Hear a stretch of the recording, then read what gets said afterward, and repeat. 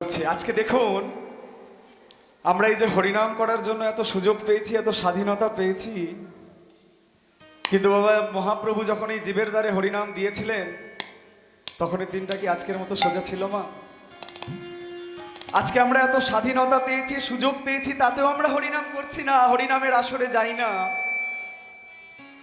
কিন্তু মহাপ্রভু যেই দিন জীবের দ্বারে নাম দিয়েছিলেন সেই দিনটা কিন্তু আজকের মতো সোজা ছিল না। কত মার, কত আঘাত, কত অপমান সহ্য করেছে, কিন্তু তারপরেও প্রভু আমার জীবের দ্বারে ঘুরে আজকে নাম বিলিয়েছেন।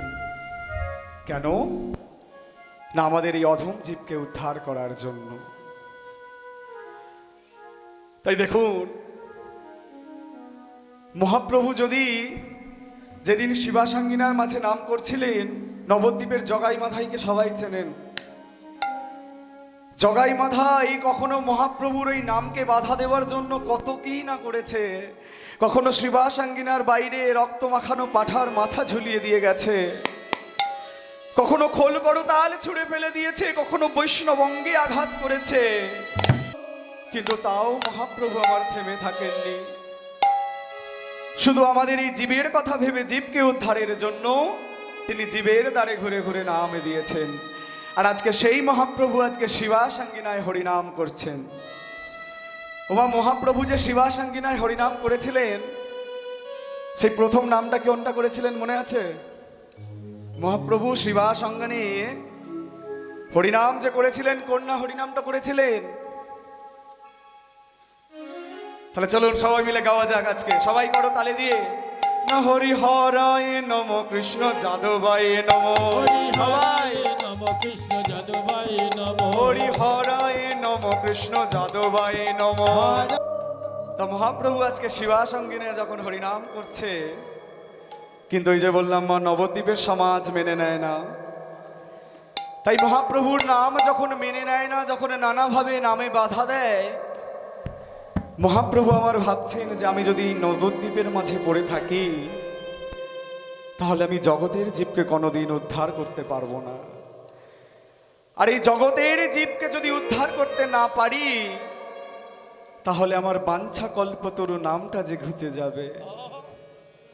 তাই মহাপ্রভু কি করলেন?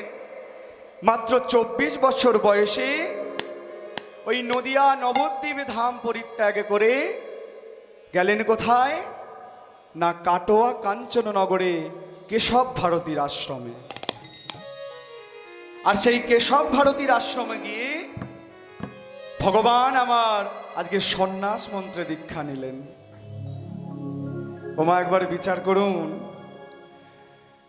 যেখানে রক্তের সম্পর্ক বেঈমানি করে, যেখানে নিজের রক্ত যেটা নিগালের পরিজন বেঈমানি করে, আজকে ভগবান যার সাথে আমাদের রক্তের সম্বন্ধ নেই, যার সাথে আমাদের কোনো কিছুর সম্বন্ধ নেই, সেই ভগবান আজকে জীবকে উদ্ধারের জন্য সন্ন্যাসী হয়ে আজকে চলে গেলেন।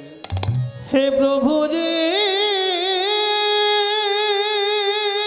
যেই 24 বছর বয়সে আমরা এই বাস্তব সংসার জগৎটাকে চিনতে শিখি না, আজকে সেই বয়সে ভগবান এই জীবকে উদ্ধারের জন্য সন্ন্যাসী হলেন। আর সন্ন্যাস মন্ত্রে যখন দীক্ষা নিলেন, নেবার পর ভগবানের মনের বাসনা যে সে বৃন্দাবনে যাবে।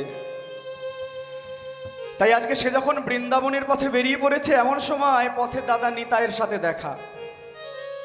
আজ নিতাই চাঁদ গৌরহরিকে দেখে বলছে, ভাই কি ব্যাপার, তুমি আজকে এমন পোশাকে এমন সময় কোথায় যাচ্ছ?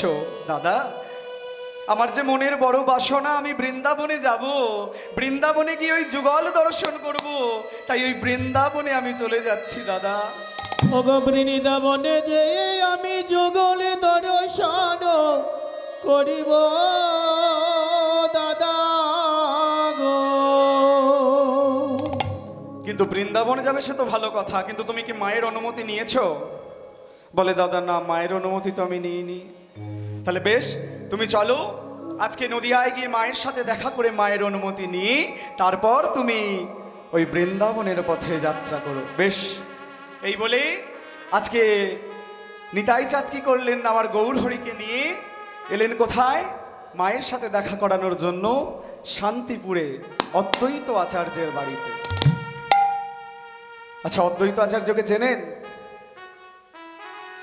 কে কে চেনেন একটু দেখি হাত তুলুন তো। অদ্বৈত আচার্যকে চেনা দরকার আমাদের। কেউ চেনেন না? কি অবস্থা! আচ্ছা, শাহরুখ খানকে কে কে চেনেন? কই হাত তুলুন তো দেখি।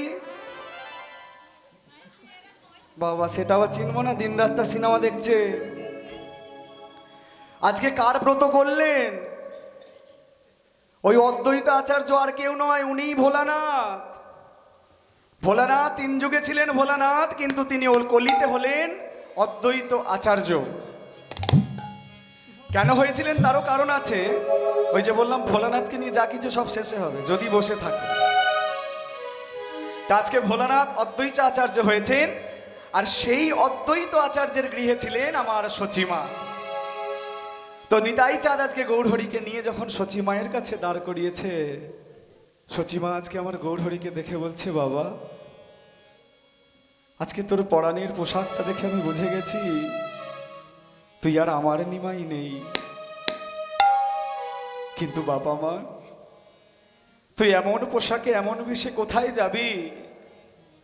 মাগো, আজকে আমি তোমার সংসার ছেড়েছি এই জগৎ সংসারকে উদ্ধার করব বলে। আজকে আমি তোমার সংসারকে বিদায় নিচ্ছি জগৎ সংসারের মানুষের সংসারে আমি যুক্ত হব বলে। তাই আজকে তুমি আমাকে বিদায় দাও মা। তুমি আমায় বিদায় দাও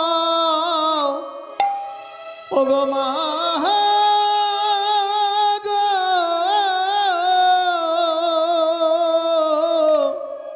তুমি বিদায় না দিলে যে আমার যাত্রা শুভ হবে না।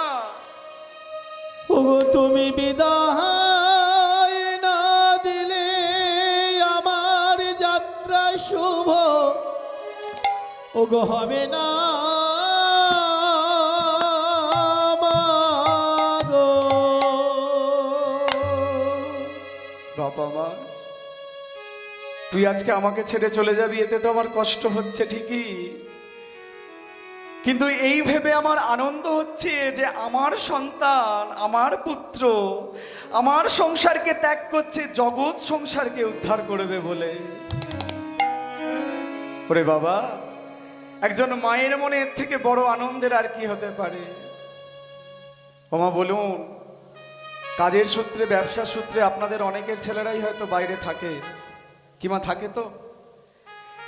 সেই সন্তান যখন আপনাদের কাছ থেকে বিদায় নেয় বাবা, সে হয়তো 2 মাস 6 মাস 2 বছর 5 বছরের জন্য বিদায় নেয়,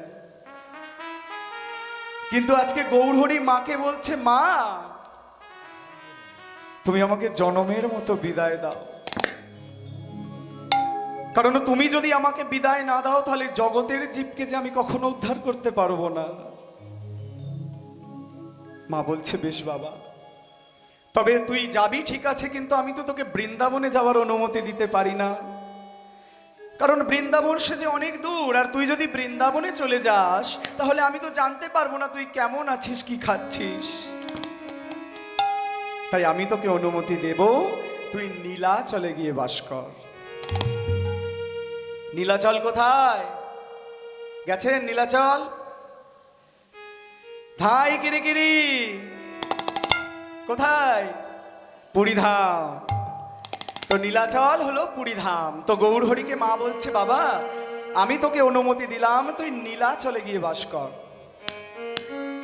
কারণ প্রতি বছর রথযাত্রার সময় কত নদেবাসী যাবে ওই নীলাচল, তাদের হাত দিয়ে আমি খবর পাবো, তাদের হাত দিয়ে আমি জানতে পারবো তুই কেমন আছিস, কিভাবে আছিস, কি খাচ্ছিস। তাই বাবা তুই নীলাচলে গিয়ে বাস কর। তো আজকে মা গৌরহরিকে বলছে যে, ওরে ব্রজের কোকিল তুই যা ব্রজে ফিরে। তাই মা বলছে, যখন বলল ব্রজের কোকিল তুই ব্রজে ফিরে যা, আজকে মায়ের অনুমতি সে পেয়ে আজকে সে গৌরহরি তার ভক্তবৃন্দকে নিয়ে চলে যাচ্ছে নীলাচলের উদ্দেশ্যে।